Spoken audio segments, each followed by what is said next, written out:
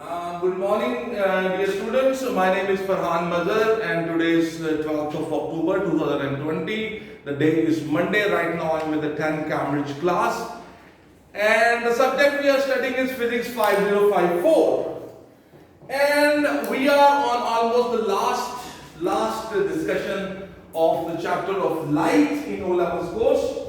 And you know, the human eye also, you must have studied in your biology, that the human eye also have a convex lens in it. And the human eye is basically like a ball. It's like a ball, a hollow ball, and it has a convex lens in front of it.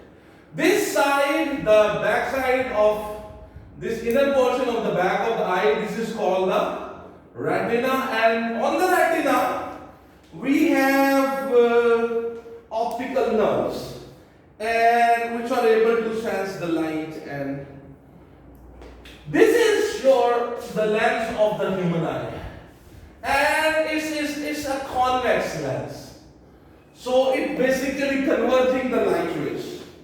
The lens of the human eye, it can change its thickness, and by changing its thickness it is able to change its focal length also. So you see what happens when the light in the normal human eye, whenever the light comes from an object, and the lens of the human eye, what it do, it focuses them, it converts them all on the retina. If the light rays are focused on the retina, the image is formed on the retina, then you are able to see the object very clearly. Okay? Remember one thing, it's important. In the human eye, we have a convex lens. And the image which is formed in the human eye is real.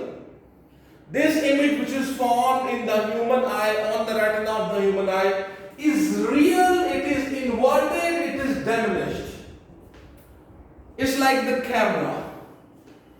Okay, now with the passage of time, the ability of this lens to adjust itself, if the object is near or if the object is far away, the muscles of the human eye become weak. You must have studied in biology. So from the physics point of view, I can tell you that there are two defects which are normally which are present in the human eye. In one of the defects, see what happens. If let me show you. Let's say this is a human eye, and this is the lens. It's very small lens. Let me make it larger. Okay, this is a human eye. So, what will happen? The light rays which come, and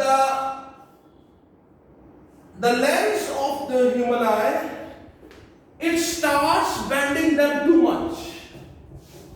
If it bends them more than which is required, so what will happen? The light rays will be bending too much, and you see this will happen. You see what happened here? The human eye lens is bending the light too much. So too much bend is given to the light rays. So instead of focusing or intersecting each other on the retina, the light rays are intersecting before the retina. So you will be only able to see clearly if the light rays intersect each other on the retina of the human eye. If they intersect each other before the retina, you will see the object, but that object will be, the image will be blurred. It will be not clear. So it's a defect. So the lens is bending too much. So how I can help this? So how we can correct this, or how we can help the lens to get out of this thing, or to, for this purpose, what we do, we use a concave lens. We put a concave lens before the eye. So what will happen? The concave lens, before the light rays enter into the human eye, it will diverge them. So in this light, instead of going straight, it will open them a little bit. This blue color line showing that the light rays which were going straight, the diverging lens will open them. It will diverge them a little bit.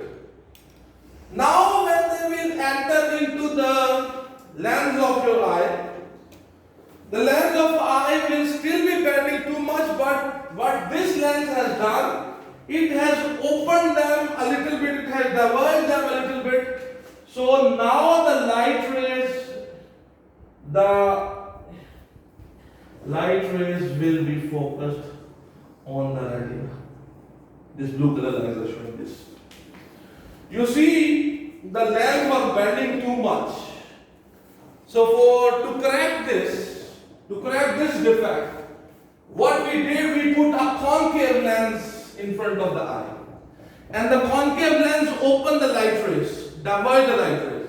Now they enter the eye, because they are now more open, they are going like this, they enter the eye. The eye will do whatever, the lens will do whatever it is supposed to do.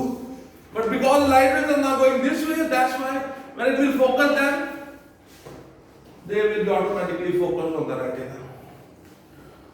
So, let me show you another defect. For example, suppose this is a human eye, and this is a lens of the human eye. Here you have the retina, this is the lens, and what happens? The light rays enter, and the human eye lens is not bending them that much. So what will happen? They will be intersected with each other behind the retina.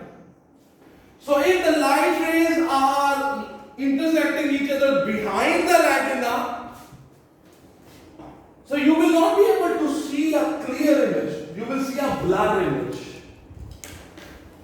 If the light rays are intersecting each other behind the retina, the lens of your eye is not giving enough bending. It is not bending enough. Whatever the bending was required, it is not doing that much bending to the light rays. So they are not focused on the retina, instead they are focused behind the retina, so you are not able to see clearly. You will see a blurred image. So now what we do? We can place a convex lens. We can place a convex lens in front of the eye and help this eye.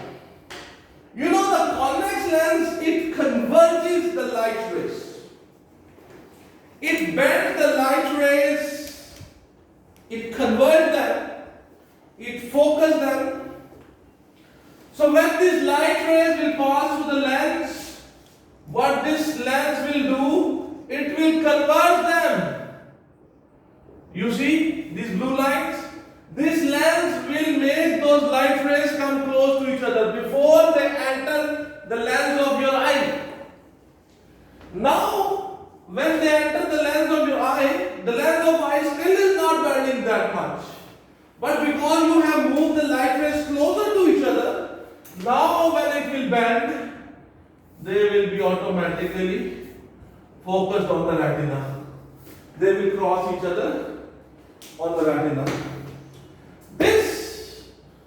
Defect, you know, is removed by putting a convex lens in front of the human eye.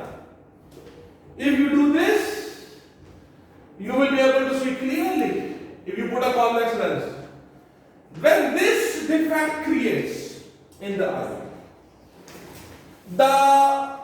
you will not be able to see clearly the near objects. When this defect creates in the human eye, you will be not able to see the objects which are very near to you. But the objects which are far away, you will be able to see them clearly. This is called far-sightedness. This is called far-sightedness. This is also called hypermetropia. This is also called hypermetropia, far-sightedness. In this defect, you are able to see the objects which are near to you,